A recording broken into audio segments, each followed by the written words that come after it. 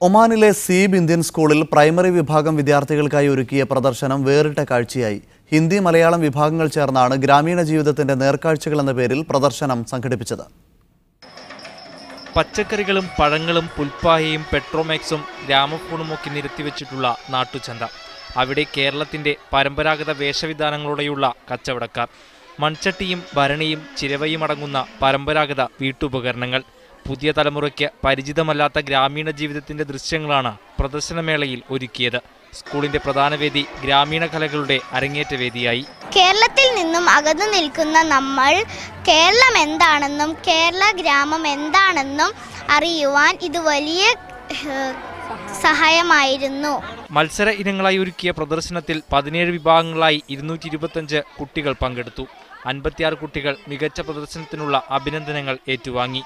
പ്രകൃതിയിലേക്ക് മടങ്ങേണ്ടതിന്റെ ആവശ്യകത ചൂണ്ടിക്കാട്ടുന്നതടക്കം സമകാലിക ജീവിതവുമായി ബന്ധപ്പെട്ട പ്രദർശനങ്ങളും ഉണ്ടായിരുന്നു. വസ്തുക്കളെല്ലാം അവർ കണ്ടിട്ട് പോലുമില്ല. ഇത് ഈ ഇന്ത്യൻ സ്കൂൾ ഇങ്ങനെ സംഘടിപ്പിച്ച് പ്രദർശിപ്പിച്ചത് ഏറ്റവും വലിയൊരു അത്ഭുതകരമായ ഒരു കാര്യമായിട്ടാണ് എനിക്ക് തോന്നുന്നത്. SMC കൺവീനർ അഹ്സൻ ജലാൽ പ്രദർശനമേള ഉദ്ഘാടനം ചെയ്തു.